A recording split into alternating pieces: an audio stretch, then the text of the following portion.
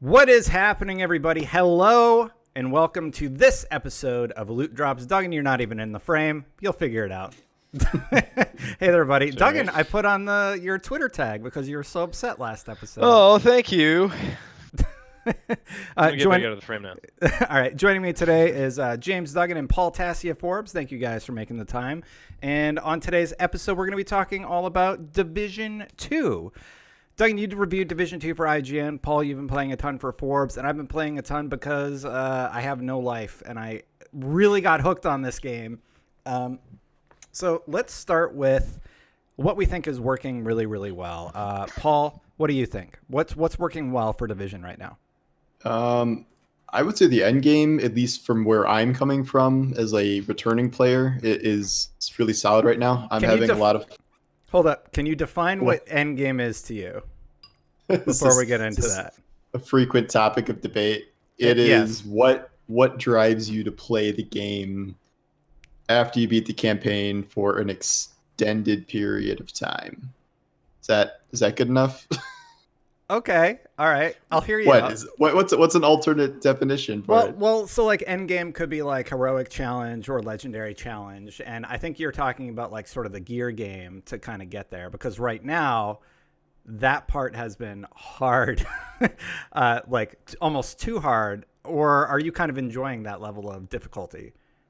Right now I'm enjoying challenging, and then I think heroic is like a bridge too far, where it's like back to the old crazy bullet sponge days and getting one shot by everything. And challenging can be like that sometimes too, but I figured out enough builds now where I can like at least be somewhat competent with a team and challenging. So I wanted to give you an out there, because I'm like, he doesn't mean heroic and legendary, does he? Because I haven't even touched legendary. I can't even imagine what legendary would be like. And like, I probably will never get to that point, like, because that just seems like you need so much optimization and like such a perfect team comp and like all this communicate, like that's just never gonna be me. It's so interesting that's interesting that's your thinking, because I have always been of the opinion if I can enter the content, I should be able to at least attempt it. And you're right, you do need a lot of optimization to even attempt legendary.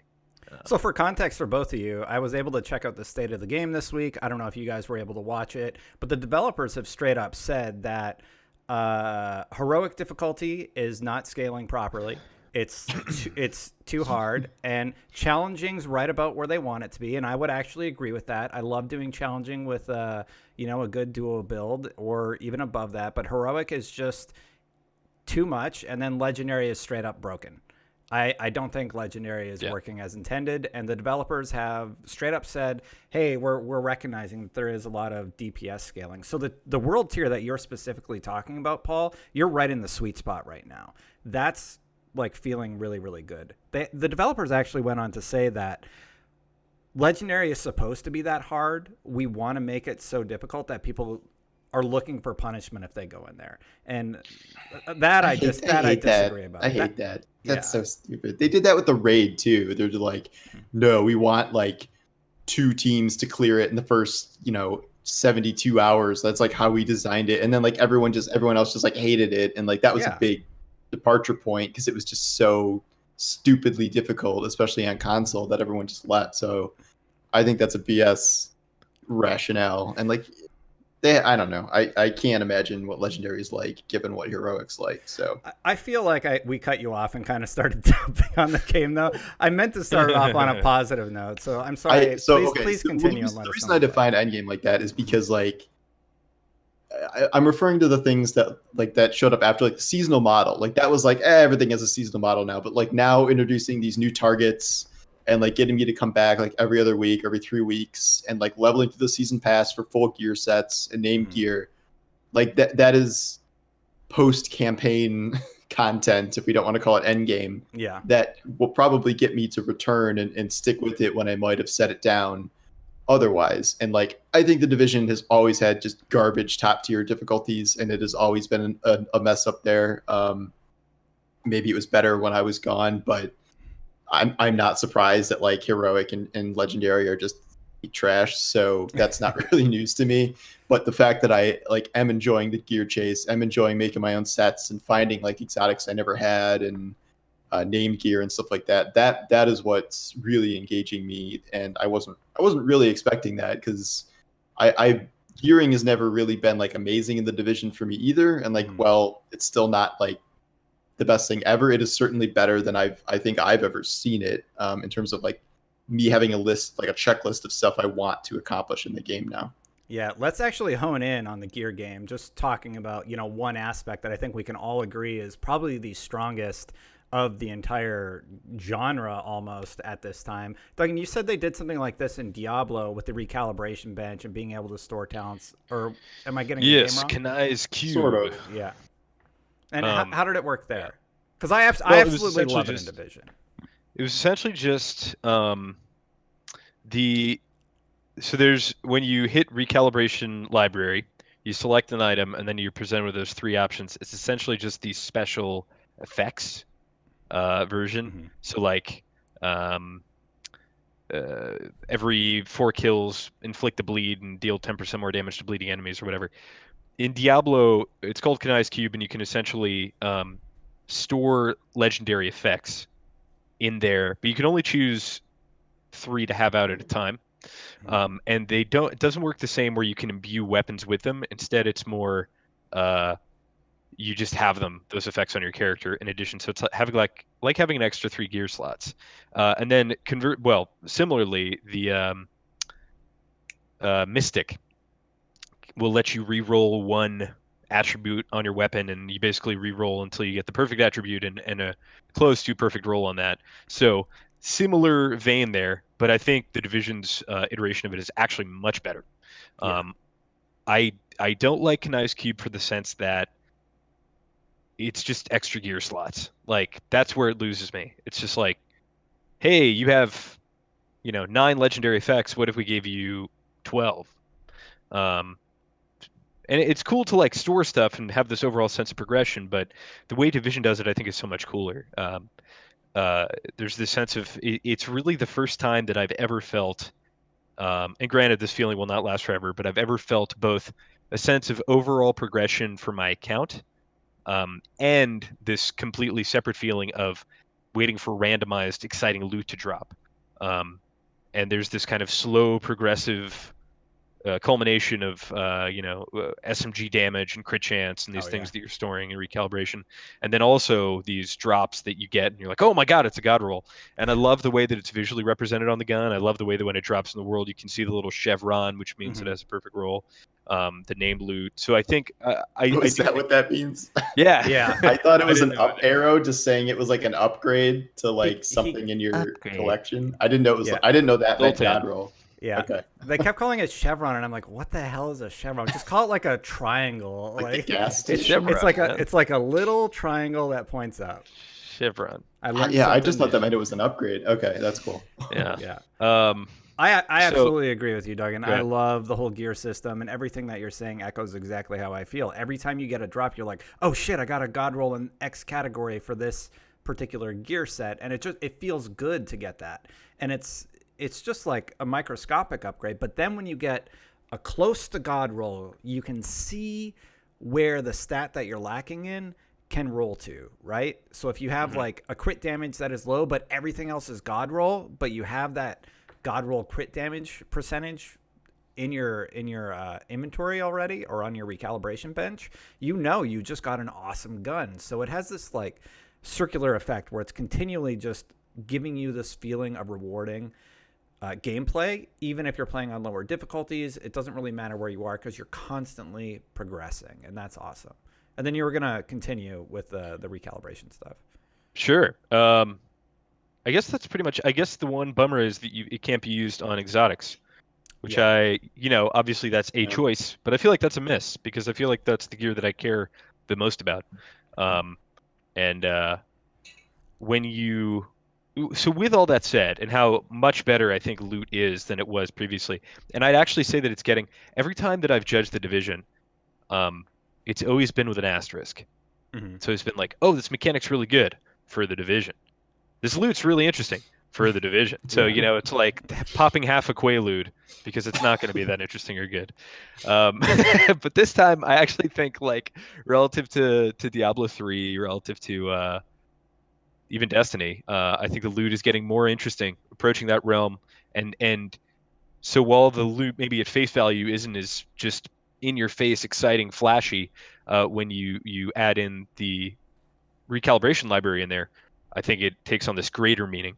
So that was the one feature that just really, really, really impressed me, and I think that's a feature we're going to see kind of sneak into other games and for the rest of our lives in RPGs in some form or another. Or at least I hope so, that a couple RPGs will take note. The one exotic that I got to drop from you is Pestilence, which I know has been around since Tidal Basin, but Super rare. super super rare. It was so funny. Destin like called me about it. We were having like an exciting phone call, and then like as I hung up, I killed this named enemy and Pestilence dropped, and it was like this disgustingly low roll. It was like there was like nothing going past the first third of any of the bars, but Exotics shouldn't be able to drop like that. That sucks. No. I know it does suck. Yeah. It reminded me of Diablo 2 when you'd get like a absolute shit tier unique item and you'd be like, this isn't worth anything. Yeah. I've been playing for 200 hours for this. So that was my desire to continue to play. And this is where I land on a lot of RPGs, because to me there has to be this symbiosis between wanting to get the next piece of loot and then wanting to use that loot to do the next piece of content that you're excited about. And when when you have to leapfrog over one of those steps, then I start to lose interest. And that's where the Division 2 is for me, where the only content that I'm really interested in completing at this juncture is whatever the new raid is going to be, and then the Dark Zone. And the Dark Zone is not I like it a lot, and it's really fun to jump in there, but it is not a deep enough space for me to kind of continue my loot grind. Because, again, the one reason that I would continue to play, more exotics. I think that's what's really exciting. But the playing heroic and playing legendary, it paints a very clear picture of where the concept of challenge is in the minds of the folks at Massive, and I don't agree. I just don't think going onto your stat sheet and increasing everything by 1,000% is ever going to be the answer. And so to even have that after how many years of the division and how many complaints about sponginess, so that was a missing piece for me. But the loot was freaking great, and the whole gearing, targeted loot, all that stuff I really liked. Thought it was very good.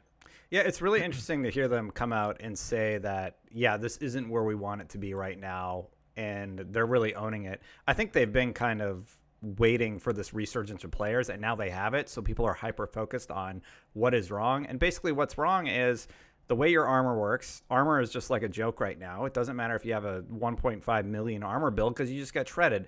You either have a huge armor build and then you can't do DPS, right? Yeah. So everybody's just statting in the red, and they just said everybody's statting in the red. But on the recalibration stuff, Paul, do you agree that like this is a really good system? We both play Destiny a lot, and I think Destiny could benefit hugely from something similar. Well, I got an article you should read then. Yeah. I did try to figure out how this could be ported over into Destiny, and like I won't go through that whole thing. But yeah, I do fundamentally agree that this is a really good system. It combines both like randomized loot, because you still need god rolls in the sense where like ideally you want a piece that has like 1 or 2 god rolls on it, and then all the other stuff you want, and then you can recalibrate the final piece based on other stuff that you found before. And then you can do that with various pieces for all different builds. So it's a combination of like, if you put the time in, you are going to build up that library. And I love how they keep track of how many perfect stats you have in the library. Like that's such a driver to me, being like, oh, I got to get the full library. and then that opens up pretty much anything you want to do build wise, because other than exotics, you can re-roll any piece. So I've been saving really high stat pieces, and then later when I get that perfect one stat that's missing, I'll put it in there, throw it into a build. So I have all these like, I think I have like 4 or 5 max armor pieces now for some random tank build I'm trying to do. And like, as we said, armor doesn't do much, but in the hope that it does someday, it's still cool to like get all those maxed out. And I think it's a great system. I'm kind of missing, I swear there used to be more talents on like normal gear. I think they took a lot of stuff away from like They, masks and gloves and knee pads and stuff. yeah, they've So that changed was it. kind So now it's just gloves, or sorry, now it's just of backpack, backpacks chest and plate, chests. and mask. So So you can put mods on those pieces of gear, and then the talents are only on backpacks and chest plates. okay, maybe that was like a balance issue. It is kind of weird though, because they just kind of feel like, well, here's a bunch of stats. Like it's not really in like 10% skill haste with the bonus sets lining up or whatever. But so I found that to I be actually kind a of little like that. weird. Yeah. I one of my critiques, and it wasn't really until the Gear 2.0, which is just I mean, it's Loot 2.0, right? Yeah. But is that I love picking up a piece of gear, seeing the effect, looking at the stats, very, very easily communicated why it is good, and I don't have to read through 3 instances of separate effects that all seem to I do guess nothing. that's true. Yeah. Mhm. And so, I think yeah, I I agree think it with was you. done Like for knee pads aren't as exciting, but I still think like getting knee pads with like perfect crit and perfect weapon damage is like okay, cool. I don't have to worry about that. Yeah. Even if not every slot is great, just being able to check some off the list is still cool.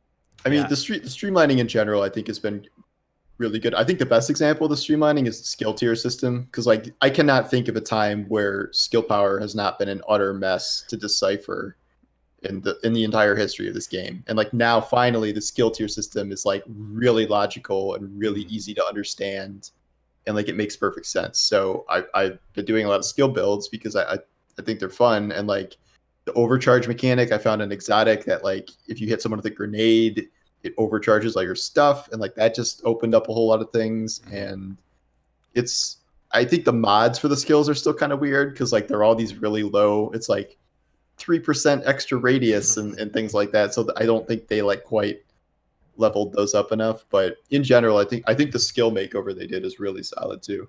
Yeah. One of the other points you touched on in your initial opening here for the show, Paul, was the seasonal pass. This is something that I was really skeptical about. I thought it would be really boring. And then the first week launches, and I played, I don't know, 4 hours straight of just doing it. It's showering me with loot, because you have double XP for this first week. So I hit level 7 like in one evening. We took out the main manhunt with some of the, my clanmates, Twiz and the guys. And it was actually really fun just joining them to sort of go on this hunt for the first target of the week. And then next week we're going to get that sort of opt-in mode with the polarity switch. And it's actually doing more for me than I thought it would. So it's nice to sort of have it freshening up every week with a new thing to be doing. And then of course leagues are down the road. It's really, really fun implementation of a seasonal pass. I think it doesn't feel intrusive. How do you feel about it now that you've dove in? Yeah, I like it. Like as soon as it started and the big 4 target thing with the one in the middle comes up, and then they mark all these little things on the map, and I'm like, well, I gotta do this now. Like it's gonna bother me if I don't. And I'm a little behind because I had to start the Destiny season, but tomorrow I'm going back to finish it because it's gonna kill me if I don't. And the season pass itself is interesting. Like I've wanted to get like a striker set because it's a new set they introduced, and you will at least get one full striker set in the first kind of initial levels here, and then down the road I think you get some named items and stuff like that. Yeah, there's And Coyote's so, there's Coyote's Mask. I think is at 35 or 36. You get the yeah, striker set for the first few levels. there's There's a 2 sets. ridiculous There's another. I think the Dark Zone. system corruption is the next one Yeah. you get. But then there's some other weapons too, like you get a Negev. You get I can't remember the name of the AR. Maybe chat can help me out. But the AR is Chameleon? ridiculous. I don't think it's Chameleon. It's like Lone Wolf or something like Oh, that. okay. Yeah, but I got one with like perfect stability and just insane roll on it from the seasonal pass. Are those And random, or are they like are the ones they give you fixed? so the first season pass, they actually gave you the premium version basically. So you're getting a higher rolls on your gear. Well, actually, no, that's not on the premium version. Just generally speaking, they roll at a higher level when they come from the free season pass. And then Oh, they do. Okay. Yeah, sorry. The premium version is just like cosmetics and I extra. was gonna say, I was like, they're extra not giving away high No, no, stats no, for no. paid. I Yeah, was like, they know better than that. no, it's like Like, extra be right printer back. I have to read an filament. article. Yeah. Yeah, yeah, it's like extra printer filament and everything. So yeah. Duggan, did you get to try out the seasonal pass? Did you hop in No, on day one? I've been all hands on deck for the review of Call of Duty Warzone. Yeah. But I guess vamping off what you guys are talking about, that's cool. That's cool to hear. I mean, more stuff to do was kind of the missing element for me. Hearing you guys talk about it, I'm like, ooh, I kind of do want to jump back in. Something where the loot missed just a little bit for me. I think overall it's very good. There are some like inconsistencies in the effects. And I still feel as though set items are not where exotic items are. Like when I got Pestilence, and granted I have to try more exotics, but Pestilence is awesome, even if it's low. Yeah. When you stack that damage debuff on people and they start ticking for 2.5 million damage or whatever, and they It's just like- die without you shooting them, it's awesome. Yeah. Like that's what I want. And With so my the set, build, they're ticking for like 500,000. It's insane. It's really good. Yeah. Sorry, I just love Pestilence. I just wanted to yeah, chime in there. it's a really cool Yeah. gun, and I really want the Bullet King. A I lot of got the Bullet exotics. King. Oh, You suck, Paul. You're off the show. I need a striker set to make use of it, but yeah, I got it. Paul, I've done that stupid mission like 15 times, and Illegal It's from- Nuts is got it only from 3 Theo? times. No, you can do it on various ones. I think it's Riker's missions.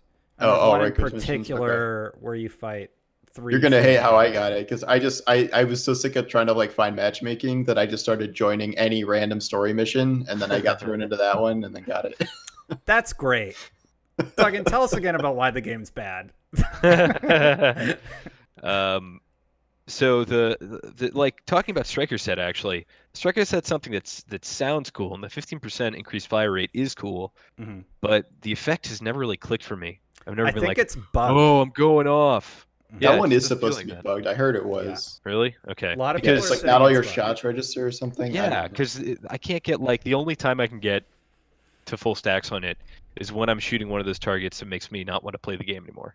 Yeah. Like the freaking APC in Wall Street or whatever, where you have to shoot all the sides of it. Yeah, I don't know. I'm a little bit so. One thing that I used to do in Fireteam chat when Destin had me on that when I was still playing Destiny was I would reference World of Warcraft every episode because there's always a lesson to learn from WoW. And here's the lesson from World of Warcraft in regards to sponginess. Obviously not a problem with like kind of a sword and sorcery game as much as it is with the shooter.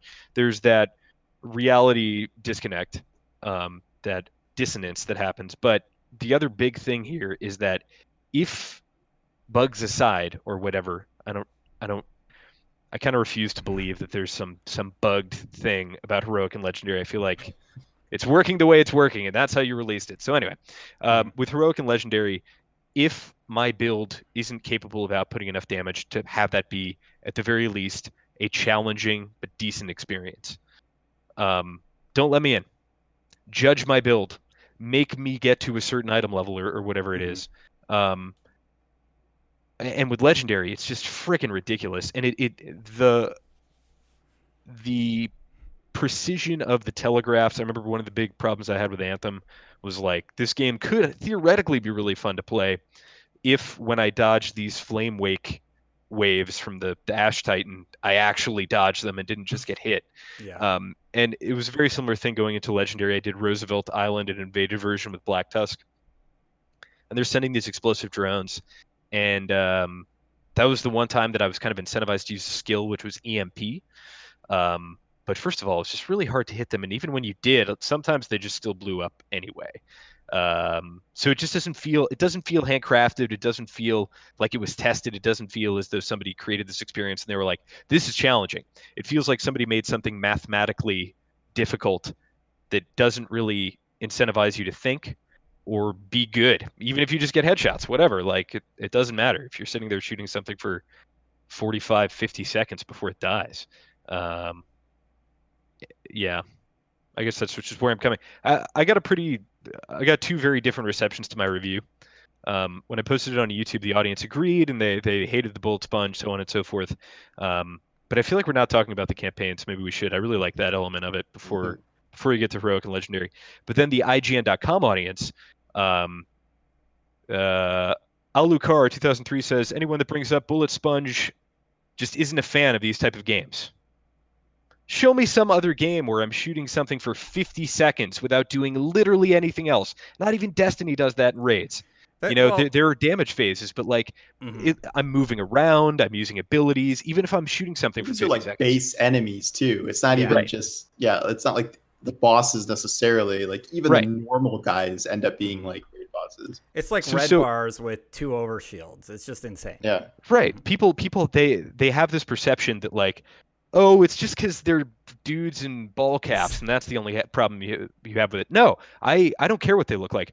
I just care that I'm sitting there for a minute, a literal minute, doing nothing but aiming in the same spot, holding down left mouse button, and not thinking about anything until I'm one shot. That's not Mhm. Yeah. good gameplay. Yeah. Point blank. It's not.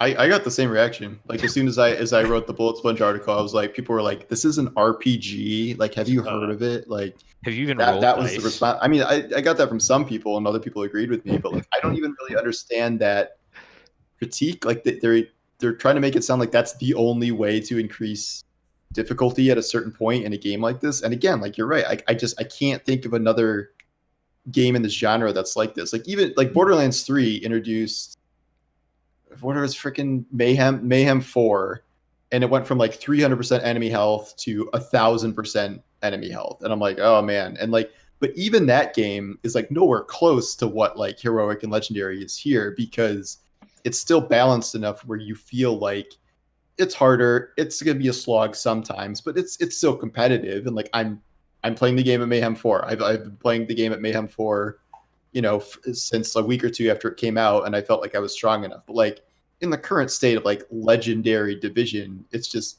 you are never going to choose to do that like every time you play the game. Like I heard people were running missions for like 7 hours, It's like insane. Yeah. single Yeah. mission. There's a Yeah. gif. And There's a gif on Reddit that they actually commented on where it's Oh, just so 4 they're decked shooting out the dudes health and they're thing? shooting the health drone. For the gif goes on for like 2 minutes straight, and it's like That at I half can health. believe is a bug, because that one's nuts. But So if you're curious what they're dealing with the difficulty levels, that's the experience that users are getting right now. Here's what the developers have said this. So we don't even need to shit on the developers. They admit this isn't how it's supposed to be. They've tweaked something wrong. You're getting one shot with 1.5 million armor. The armor is useless, so that eliminates your armor builds from even being a consideration into your loadout, right? You have skill builds like what Paul's using, which are borderline, but if you're optimizing for a legendary run, you stat into red. That is the only thing that's viable right now. And then maybe you have somebody with, teammate buffs or running true too Patriot boring. or I something can't do like that. red. Red's the one Yeah. that's not landing for me. It's Yeah. just like I have a shield tank build, and then I have the skill build. And like red, I don't know. Maybe once I get my striker set, I'll use my bullet king and go full red. But Yeah. So I just want the red. developer is pointing out that there's flaws with how they've balanced everything, and they need to make other builds viable. That's the biggest piece of feedback that they gave us on the state of the game, and I'm actually really glad to hear that. I hope it does make slow and What is steady it? improvements. Are they talking about like shotguns and DMRs and things of that nature?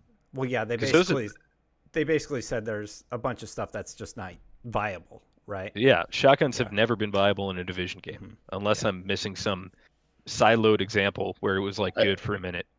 I love my. This is not end game material, but I do love my shield shotgun, the sleeper one where you just melee them and they instantly die if they're not a yellow bar. To I that, like that. okay, so to your point there, the game feels really, really good Yeah. as you're going through the story and as you're going through normal and hard and challenging. It's like, oh, cool. I headshot a guy with a sniper rifle. That's a bolt action or a lever action thing, and he died in 2 hits. Or I have the shotgun and I got right in his face and I pulled the trigger. So there's this intuition to combat. Um, you are not being rewarded for boring behavior and using the same weapon archetype. So yeah, it just falls apart at a very set point. And I guess the question is, what else can you do? I think there were some interesting comments here.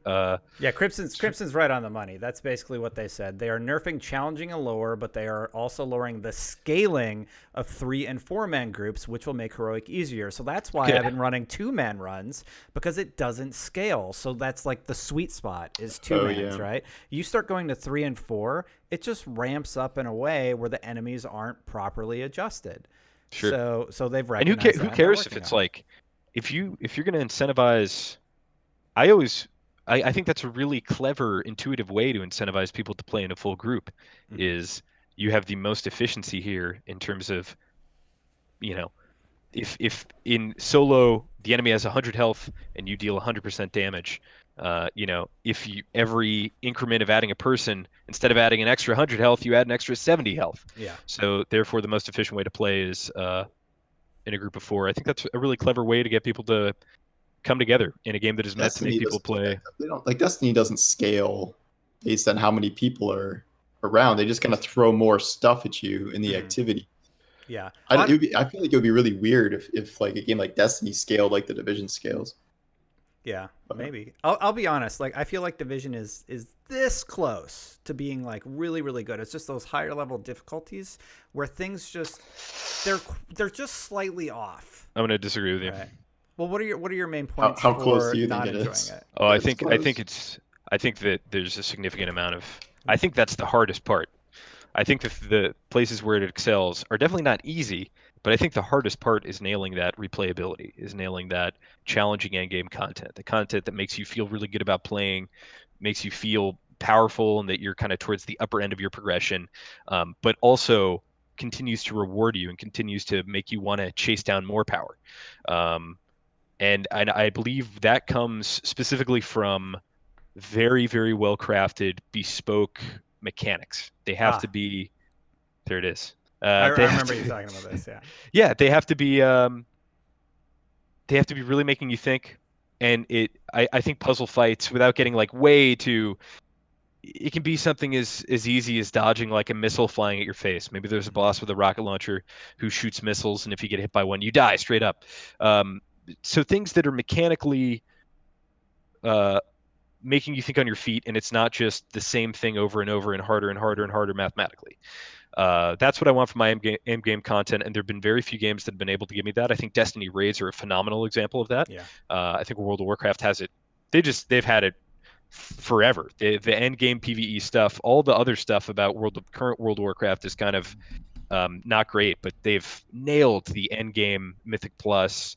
Um, the dungeons, they're making like these bigger dungeons, and then the raids, all that stuff has been really really good. So that's a formula I'd like to see repeated, and I guess the only reason that I can think that it's not is because it's very resource intensive, creating all those handcrafted unique fights that Well, sorry. oh, that's it. Well, I think that's actually a really good segue. You wanted to talk about the campaign. We have a good example of what 5 Yeah. handcrafted fights. Let's Yep. give Paul a chance to talk about that really quick. Paul, Absolutely. what was your favorite encounter within the campaign missions? Was there one that stood out? Do you agree with Duggan Yeah. that these are really good, or what? No, I thought they were really unique and good. I think some of them, the Theo one, bothers me because of just the sheer length of it, where the little pop up like that segment lasts like 5 times long. It Three reminded me times of would have been enough. it Yeah. reminded me of that strike of Exodus Crash where the guy keeps disappearing for like Yeah. 10-minute intervals, like like, every just let me time you kill hit him. him. Yeah. Yeah, like you have a max 3 limit on how many times you can do that before the guy needs to spawn on the map, and then you can kill him. Besides that, I liked the Vivian fight with the giant fire tower that spun around, which you had to disable, and then there were other guys you had to kill. Sorry. I liked the Keener fight that was just straight up like a bunch of your gadgets just coming at you, and turrets everywhere, and it was very interesting conceptually. Like, I don't know if mechanically it worked that well, because I thought it was a lot easier than most of the other fights, just because the turrets are stationary and easier to destroy. But I thought conceptually, like, okay, how can we have a fully trained team go up against this one dude who's been this threat for so long? And he's like, he's just hacked everything, and like, it's a shit show. And like that was actually conceptually very cool. I don't really remember the end of the. Was there a fight in the trading floor? Was that one of the Okay, bosses? so there was lady with It's just a giant tank. there was the lady on the tank, right, where she has like a flamethrower. Was it? There was the guy who disappears. There was the guy with the bow and arrow that shoots at you and sort of like throw the hunter. He's the first one I did. That went on too long too. You had to chase him too far. Yeah, I just thought he was such a cool character, and I was was. almost kind I of liked let him. down Yeah. that like you just kill him. And I'm like, no, he's like the He best. literally character. rushed me with a machete. Yeah. From like way too far away to be intimidating. I was like, okay, yeah, go for it. I posted a YouTube link in your chat to a clip of Conan the Destroyer. That is every time there's one of these fights, like the mirror entity, wizard. It's something that's used a lot, and it's the Theo Parnell fight, where there's like I was just thinking this part in Conan the Destroyer where all these sorcerers walk out, and he's like, "Oh, which one are you? I don't know." But anyway, I like that mechanic. I agree with Paul though that it just went on for way too long. It was like, okay, dude, we understand, fight developer, that you went through the painstaking process of making a bunch of these guys, and this is a cool ability, and I get it, but let's get to the point. I think my favorite one was James Dragoff. What was he? Because What did he do again? he was the big armor shield guy with the 2 shield minions, and you had to use the activated turret. To me, that was the strongest fight mechanically, because I literally have beaten that like 5 times. I never knew you had to use the turret. They just ended up dying. Really? Oh yeah, you used it. So Maybe yeah, that's so just unchallenging, but so there's 4 turrets, and I'm going to tell you why I like this fight. He spawns this insane amount of armor, right? He's got a shield, he's got a ton of health, he's a named enemy, and then there are those 2. He's got 2 henchmen that also have shields. So if you're using anything that you have, it's just going to be this long, painful fight. But what's happening is, the entire room is dark, but in the 4 corners of the room there's a minigun, and the light will kind of flicker, and then that corner will light up, and it'll temporarily get power, and you can temporarily use the minigun in that corner of the room. So this is something that's making you think on your feet with the mechanic that you've been introduced to, but isn't kind of overbearing. And crucially, the most important part for me is that it's actually the best way to kill him, at least when you're going through the story. It's like, this is the thing that is going to kill him the fastest. Oh, there we go. Are you bringing this up? I'm trying to bring it up, yeah. I had the long we'll go back to it once you do. I'll keep talking about this fight. Right. Yeah, so it's that they had a mechanic in mind that is unique and makes you think on the fly. You don't have to look this fight up on YouTube. And then you execute on it, and it turns out to be like the most effective way. All right. Yeah, this is it. Theo Parnell. Yeah. I've got evidence that the corruption goes all the way to the top, Agent. I don't know. Which one are you, Theo? Oh, Theo it's not you. Fight in a nutshell. I'm gonna get copyright flagged for this episode. I don't think anybody's defending Conan the Destroyer copyright right. Oh my god. Maybe Arnold is doing it himself. I don't know. Yeah, I'll just turn the audio off. We'll be fine. We've transformed it, right? Yeah. This is the Theo Parnell fight in the Division / there are like 3 or 4 fights in World of Warcraft like this. / anytime somebody has a mirror ability. Right. Doctor Strange when he's fighting Thanos on Titan. When he makes 1 million copies of himself and Thanos gets all pissy. The Destiny 2 Rifleman mission. Every game has one of these at least. God, I wish Division was more like this. This is what am I watching? I didn't watch this far in. I totally lost track of the conversation we were having. There's a raid coming. Sexual. Anyway, okay, tell me about the raid. I don't know. It's on the way in the spring. That's all we've been told this far. So I don't know. So Doug, honestly, do you think you'll be coming back at some point? This fight is epic. Probably not. No. The way that I operate with these games, unfortunately, and that's kind of one of the reasons why I enjoy reviewing them so much, is it gets me out of this headspace because I have something to complete, or something to aim for, and then I'm done with it. The way that I operate with games like Destiny, which is the same reason I don't play Destiny anymore, until there's like going to be some kind of new expansion or reset. So Destiny, the Division, World of Warcraft, whatever, it's 100% in or not at all for me, and so the bar is extremely high because I want to give this game my all. I never, ever, ever want to see somebody that has an item that I don't have.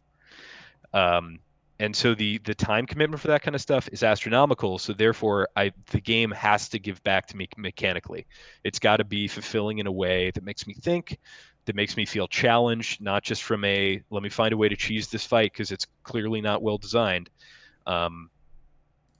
So the bar is super high for that. So I haven't really felt that way about a game since like maybe Wrath of the Lich King, or so on and so forth. If you could stop moving around, that would be great.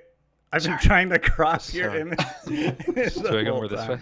So I really like the campaign. I really like what they actually did with the main antagonist of the story and how they sort of used the misdirection to catch us off guard with the ending. I won't spoil anything just in case people are still waiting to play it. But the story We was can talk pretty about light. Yeah. I cut together all the cutscenes and it's like 12 minutes. 12 minutes total of cutscenes. There's a ton of exposition like within the world about what he was doing and why it's bad. Audio. Yeah, I actually like more so what they did with the other character and how that could develop in the future. That's more exciting to me than Keener, Yes. even though all the marketing was around Keener. We talking about the final thing character, that one? Yeah, the final Okay, major reveal. I won't. Yeah, I won't talk about that obviously, but I do want to talk about Keener. Go for it. All right. So I really like Keener and his rogues. I think they're the strongest narrative characters in Division yet, which is a very low bar. I don't want to be a dick, but I can't stress how low it is. It's very, very low. It's purely functional, and I'm reminded of that quote from not John Romero. Oh God, the other huge id guy. John Carmack? John Carmack, yeah. He said, the story in a video game is a lot like the story in a porn. It's cool if it's there, but it doesn't need to be there. It doesn't really matter. And to me, that's kind of what Aaron Keener inhabited. All the narrative was created in such a way to give him these underlings that you felt good about killing and that you were getting one step closer to him. And in that, in terms of inspiring gameplay that worked really, really well with the world, I think it succeeded wholeheartedly. In terms of really fulfilling on the promise that it was going to be out of the box and make you think about your involvement with the Division, it failed flat on its face. Were they actually promising that?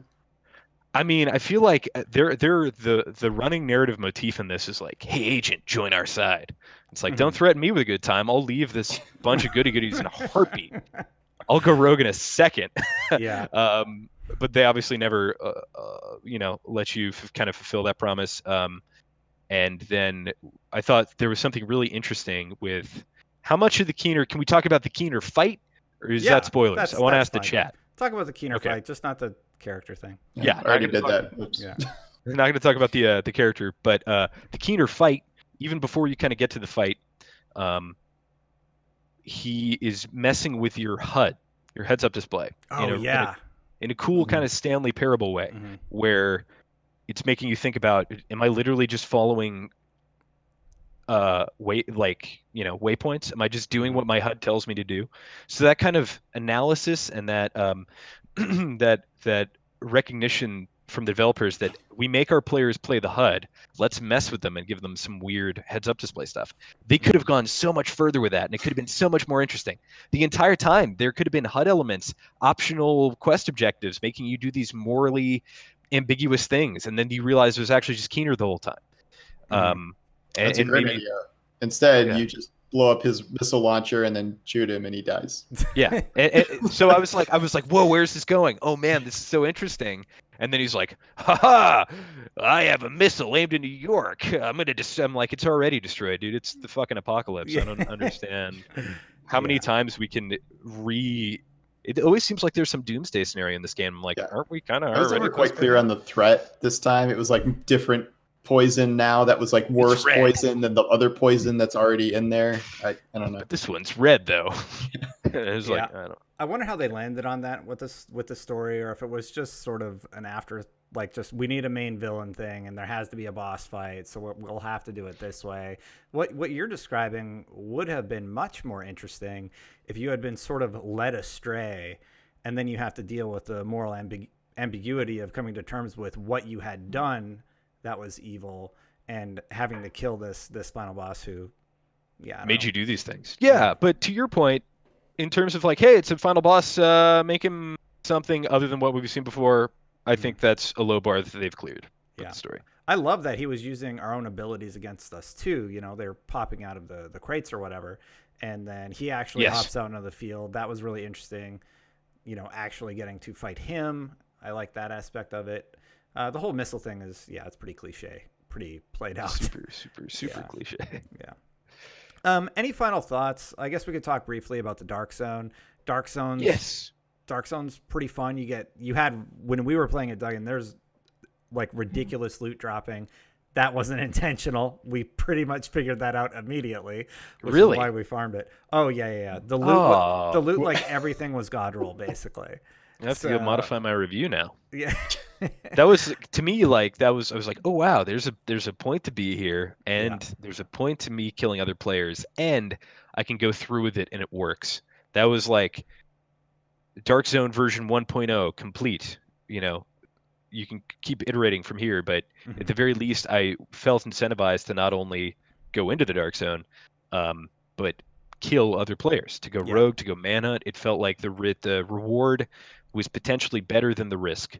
And that's the first time I've ever felt that way in the Dark Zone, and it felt like there was some level of intuition. There was still like a lot of abilities that I ran into. I was like, oh, that didn't work the way I think it would. hmm My initial thought was like, oh man, the freaking Seeker Hive is super OP. But then I that's what realized I everybody could just said. run out of range out of it. And then some of the skills had a little bit of funky interaction. But for the most part, I enjoyed the Dark Zone with the sole exception and very, very important exception that I think they were all just way too small.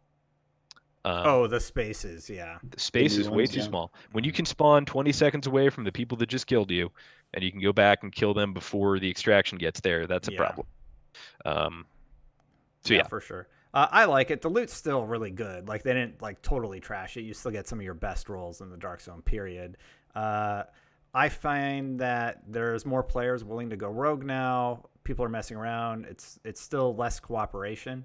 There's still a lot of cooperation, but people are rogue, and there is still a little bit more of that fear angle. But I'm never really worried about ranking down. Oh no, I went from 44 to 43. Like who cares?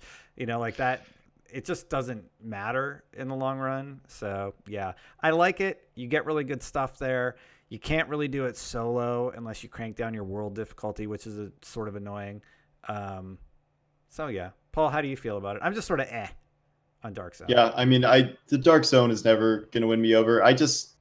I played around a little bit just to see what was different. I mean, the loot's better. It was like this huge XP farm, I think. Yeah, We were like clearing landmarks, just like was crazily ranking people up. I don't know. It was glitched as ever, but I think it was good that they gave people an incentive to go rogue again, because without that, it's just a cooperative PvE zone, and like at that point, why even have it at all? So, hmm well, that's like not personally my thing. I think it is better to kind of just lean into the rogue angle as much as you can, and then also make the loot better, make the XP better, just so you're giving people a reason to actually do it if they're going to bother with it, like given how kind of disconnected it can be from the rest of the game. So I just never am going to get into it myself, but it does seem like a better iteration than probably what the entire sequel has seen this whole time. So yeah. And right now it's actually in a particularly bad place. Jayhawk in chat says, "Dumb that you lose season caches in Dark Zone when killed by a rogue." That's not intentional. what? And your loot that you get from the season pass is not supposed to need to be extracted. They're like, oh yeah, no! Dark Zone actually this week with the season Oh, pass is probably the worst place it's been in because of all these oh problems that are no! sort That of was You like coming a open out. the high point on my caches, then you have to review. extract Yeah, the stuff from the cache. That's yeah. hilarious. So the That's a big stuff you problem. get from the season pass, and I only know this because the devs pointed it out, will drop corrupted or whatever, and you have to extract it to like get your gun, for example. Somebody pointed out the name of it. I already forgot its name. It's a really good Uh, AR. It's on the season pass. All right. So oof. so last point though. Overall, Warlords of New York. I'll just give my impression and let you guys give your final thoughts. I'm actually having a blast with it, and I think I'm liking it a lot because it's a new puzzle for me to solve. I've been playing Destiny for so long that like I know what's happening this week. It's another event type thing that I'm going to be grinding out all season, and then Trials is coming, and I've already been addicted to PvP for 2 seasons, so I feel like I know that game. Division has given me, a recalibration bench to chase. It's been really fun doing the seasonal manhunt stuff. They're going to have pretty regular content coming out of the season pass that has incentivized me to chime in. I don't have most of the exotics, so I have that avenue to go. And I'm figuring out the build system. It's a new system, and they've simplified it enough that I feel like I can understand it and be a little bit less intimidated by it. So I'm just having a really, really good time learning, having a really, really good time even exploring in the Dark Zone when Duggan wants to go rogue all the time, and enjoying it quite a bit. Will that be sustained? Time will tell. What about you, Paul? Yeah, I mean, I think part of it is I think Warlords itself is good, and the changes that it brought are good as well. But part of this for me is also the fact that I really have not played since Kenley College, and it's a combination of all the other stuff they've added, like all the loot, all the specializations. This is all stuff that I'm also catching up on now, and it's kind of added to the checklist of stuff I want to accomplish in conjunction with the new stuff. So this feels like a much larger expansion to me than it actually is because of how much I have not played it since then. So that to me, it almost feels like an entirely new game. And I know that I'm never like gonna stick with it long enough to be like speed farming legendary. Like I don't care enough to get to that point with it. But like I will return to do the season content. I want to get 3, 4, 5 builds I can play around with. I want to hunt the exotics. Like that is stuff that genuinely interests me, and frankly interests me a little bit more than the stuff Destiny's been putting out lately. Mhm. So I will stick with it to some degree this season. Like this is never going to like surpass Destiny in total playtime for me, but I don't want it to. Like I don't need another 1,000 hour a year game or whatever Destiny is now. So Yeah, if it's just something I can dip into every so often, like kill a new target, like get some new stuff, that is good enough for me. for sure. Doug, your final thoughts? Final thoughts. I think that in a lot of ways, this is the best the division has ever been as a series. And I think if you are a casual or even moderate player who isn't going to go absolutely batshit crazy in terms of the playtime, I wholeheartedly recommend it because I think that jumping in, experiencing the story in the new zone, which I love that there's no friction to. You just get right on the chopper outside the White House, or you can make that free level 30 character, whatever. Um, you get to experience this story, and with all these changes to the RPG systems, I think Gear 2.0 is a Mm-hmm. huge win. In my opinion, it's not perfect. There's still some problems. But in my mind, that's the strength of this expansion is the gear. The zone is beautiful as always, and the enemies are pretty fun. And I think it plays really, really well right up until you hit that heroic legendary bottleneck, and then it kind of falls apart for me. But it sounds like this new seasonal stuff is pretty cool. So I guess in conclusion, fun campaign that makes use of the really good world. Really, really good revisions to all the RPG systems, but once you get up to heroic and legendary, expect to all that intuition and gear variety choice to go straight out the window because you're just going to be trying to deal with these incredibly spongy enemies unless they fix it, which it sounds like they're kind of on the same page about. So I think it could get very, very, very good from here pretty quickly. For sure. Well, thank you, Duggan, for your excellent points. Thank you also, Paul, for your excellent points. That's it for this episode of Loot Drops. I'm going to be streaming actually some Division right after this, maybe hopping into Destiny after that. But stick around if you want to watch me play some games. Otherwise, we're going to see you next time. Bye for now. So yeah.